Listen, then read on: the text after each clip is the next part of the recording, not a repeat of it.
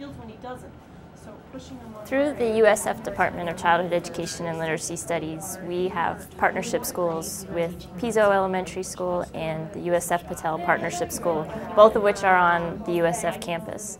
As part of the partnership, we always focus on the kindergarten through 5th grade students as our goal. And one of the unique things that Danielle and the partners at Piso and Patel and Mosey have done is that they have been able to create coursework that is highly integrated into the school. So it starts with the kids, and the course tasks are designed around what the kids are learning and struggling with, and the teachers are facing in terms of real problems in schools. So when you walk into my classroom, you won't see me necessarily providing a lot of large group lectures, but what you will see is me sitting down with small groups of students, talking about their data, talking about the instruction that they provided that day, and brainstorming with them in their planning for the week to come.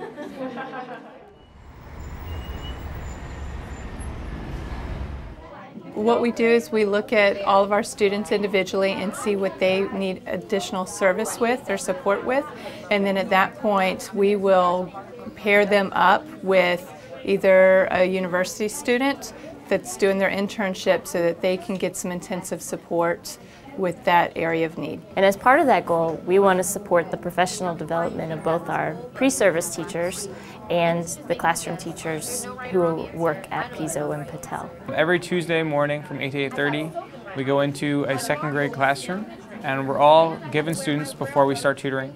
We get anywhere from 4 to 6 students pretty much, and we tutor them based on what they're struggling in. So if they're ELL students, if they're students who have trouble with digraph and blends, if they're students who are working on comprehension, every student here works with a different group of people.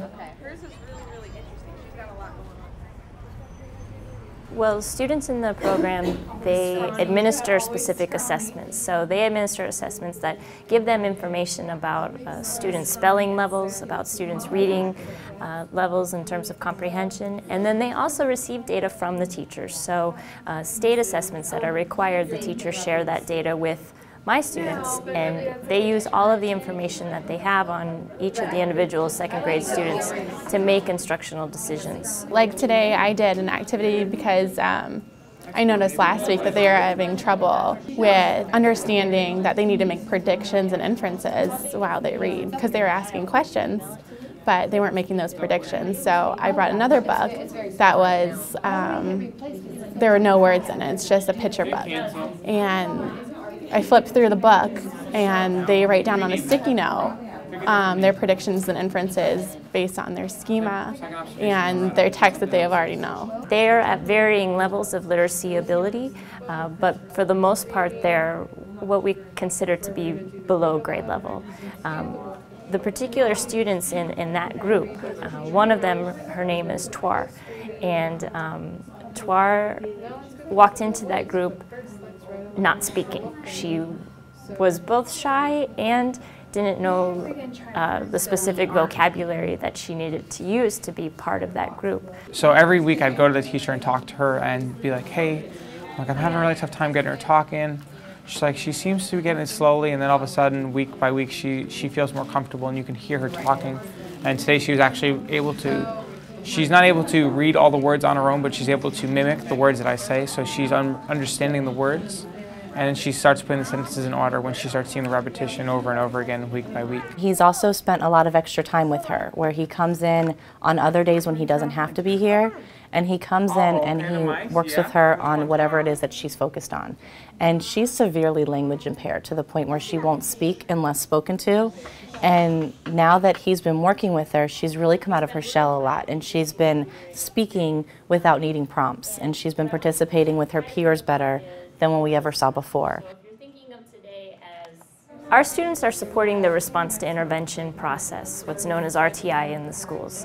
And through that, they have to communicate their findings with the classroom teachers here at Piso. Well, it helps the teacher as well as ourselves, because if we know where the students are now, we know where they need to go. So you take them in little steps each week so that they can progress and do better. So if you keep good notes, you know where they need to go, you know what you need to review, and as they review that and continue to press forward, then they get better at their skills.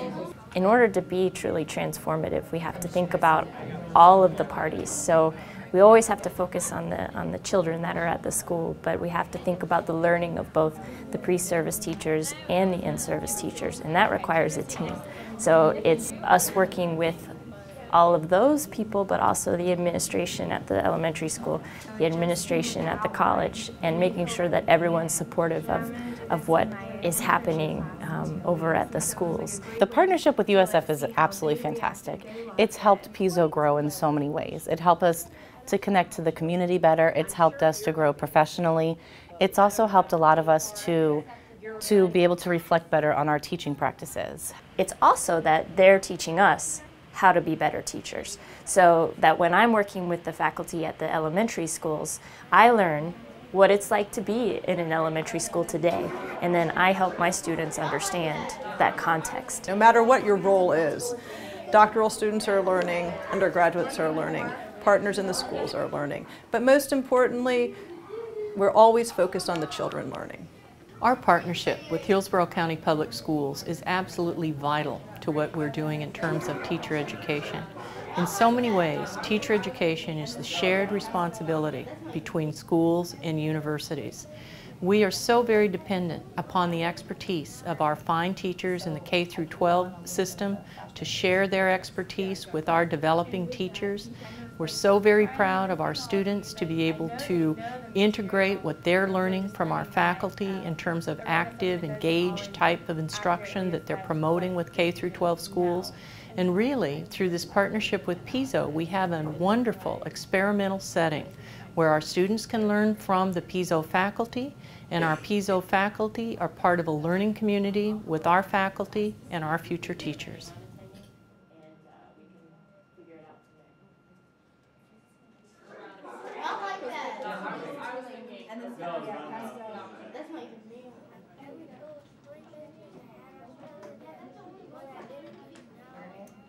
So I can move on a little bit of a faster pace. I like that.